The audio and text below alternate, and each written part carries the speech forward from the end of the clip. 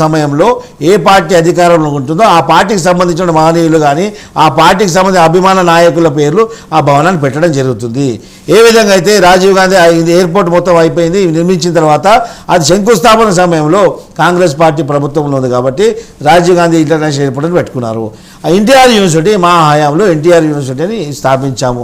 దాన్ని మీరు అక్కసుతోటి ఇప్పుడు అదేవిధంగా ఇప్పుడు నేను వేరే ప్రభుత్వం వచ్చింది, కేసీఆర్ వచ్చింది, తర్వాత కేసీఆర్ తీసే పేరు మార్చలే కదా. ఇప్పుడు ఇందిరాగాంధీ ఇంటర్నేషనల్ ఎయిర్పోర్ట్ దాన్ని రినోవేషన్ చేసినా కానీ ఇందిరాగాంధీ ఇంటర్నేషనల్ ఎయిర్పోర్ట్ అనే ఉంది కదా. రేపు నరేంద్ర మోదీ గారు వచ్చారు కాబట్టి మన వేరే పేరు పెట్టారా? పెట్టలేదు కదా.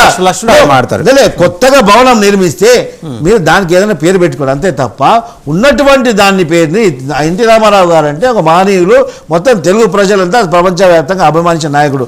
అలాంటి మహనీయుని పేరు తొలగించి మీరు రాజశేఖర రెడ్డి పేరు పెట్టుకోవడము ఎంత వాస్తవము? తప్పు చేసింది మీరు మీ తప్పుని సరళించాము, మీ తప్పుని మా కార్యకర్తలు సరళించారు.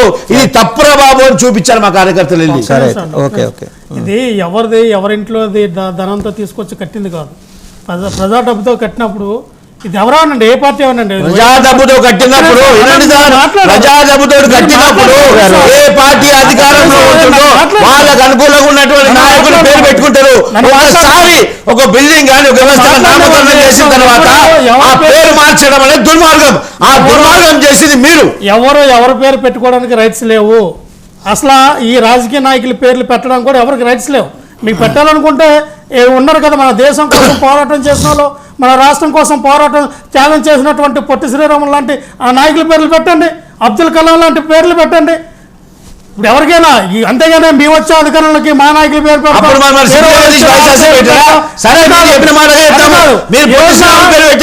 మీరేం చేస్తారు?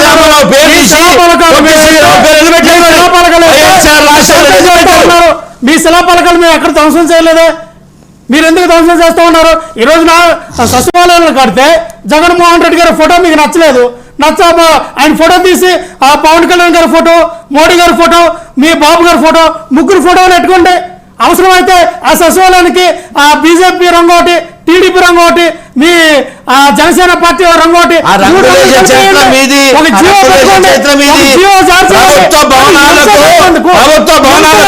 మీ దిక్కుమాల పార్టీ రంగు వేసింది మీరు.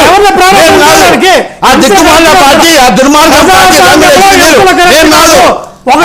అలాంటి కార్యక్రమాలు చేసింది మీరు. అందుకే ప్రజలు బుద్ధి చెప్పారు. ఈ రోజు ప్రజల్లో తిరగలేని పరిస్థితి, ప్రజలు ఎవరించి తంటున్నారు మిమ్మల్ని. ఈ రోజున ఉద్యోగాలు ఇస్తామని చెప్పి ఒక నమ్మించినటువంటి యువతని ఈ రోజు రోడ్లు కర్రలో కత్తిరించి రోడ్ల మీద పంపిస్తానికి ఉద్యోగాలు వస్తాయా? ఒక్కొక్కడి మీద ఎఫ్ఐఆర్ నమోదవుతానికి ఉద్యోగాలు వస్తాయా? అంటే మీ ఉద్దేశం అంటే మీరు కొట్లాట్లు కావాలంటే మీ అందరి మీద ఎఫ్ఐఆర్ నమోదైతే మీ ఉద్యోగాలు అవసరంలా? మేము ఒకటే చెప్తా ఉన్నాండి, ఎవరికైనా సరే మీకు మంచి భవిష్యత్తు ఉంది. ఏదైతే 20 లక్షల ఉద్యోగాలు ఇస్తామన్నారో టీడీపీలో వాళ్ళు ఇస్తారు. మీరు ఎందుకు అనవసరంగా కోట్లని లాయర్లని మనం తిరుగుతూ ఉంటారు? ఎందుకే కత్తులు బట్టలు పట్టుకుని రోడ్లు పడుతూ ఉంటారు? ఒకటే చెప్తున్నానండి, నిరుద్యోగులు కావనండి, యువకులు కావండి, కార్యకర్తలు కావనండి, ఖచ్చితంగా మీరు ప్రజాపాలనకి ఇప్పుడు మీకు వచ్చిన అధికారాలకు భాగస్వాములు అవ్వండి. ఏదైతే మీ ప్రభుత్వాన్ని అడ్డం పెట్టుకొని చిన్న చితగా కాంట్రాక్టులు చేసుకోండి. మీరు కూడా అడగండి, మీరు పార్టీ కోసం కష్టపడ్డారు కదా. ఎప్పుడు పెత్తందారులకే కాదు కదా, కార్పొరేట్ వ్యవస్థలో డబ్బులు సంపాదించుకునే విధానం కాదు కదా. అడగండి, స్థానికంగా మీరు ఒక వాటర్ ట్యాంక్ కట్టండి, మీరు డ్రైనేజ్ వ్యవస్థ నిర్మించండి, కాలువలు కట్టండి, కొలవలు వేయండి. మీ కార్యకర్తలు ఆ విధంగా అభివృద్ధి చెందాలి కానీ గొడవలకు వెళ్ళాలని ప్రోత్సహిస్తారా? మీరు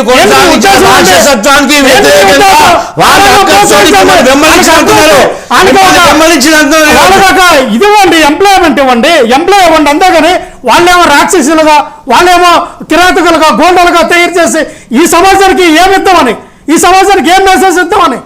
అంటే చంద్రబాబు నాయుడు గారు వస్తే ఖచ్చితంగా ఇటువంటి కిరాతకమైన పరిపాలన వస్తుందని మీరు సమాజానికి మెసేజ్ ఇస్తారా?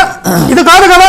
ఆంధ్రప్రదేశ్ ప్రజలు మీరు జగన్మోహన్ రెడ్డి గారి కన్నా మంచి పరిపాలన అందిస్తారే, జగన్మోహన్ రెడ్డి గారి కన్నా ఇంకా సంక్షేమ పథకాలు అందిస్తారని కదా. ప్రభుత్వం అధికారం కొత్త కాదు. జగన్మోహన్ రెడ్డి రాష్ట్ర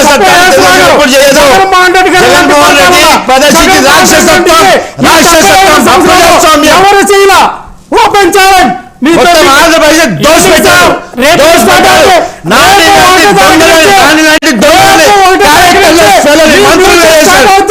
మీ వాళ్ళకి ఎవరికి ఎలా మాట్లాడాలో మ్యూజిక్ అది స్టార్ట్ ఇంత అవుతుంది. knowledge లేదు. రేపు ఒకటో తారీఖు సంస్కారం లేని వెధవలు నుంచి తీసుకొని మద్దతు చేశారు. మ్యూజిక్ స్టార్ట్ అవుతుంది. మీకు బీజేపీ చేతిలో నరేంద్ర మోడీ గారు, అమిత్ షా గారి చేతిలో పవన్ కళ్యాణ్ గారు బలవుతారా, చంద్రబాబు నాయుడు గారు బలవుతారా? రేపొద్దున ఆమె కానీ 2-3 సంవత్సరాల్లో తేలిద్ది. ఎక్కడైతే ఆశ్రయం ఇచ్చినటువంటి ఒడిశాలో నవీన పట్నాయక ఆ పరిస్థితి ఏమైంది? ఈ రోజున ఏమైంది? అదే కథ మీకు కావాలా? ఆంధ్రప్రదేశ్ లో ఈ రోజున బీజేపీ పార్టీ దేశం మొత్తం మీద సింగిల్ పార్టీగా అక్కడ ఉన్నటువంటి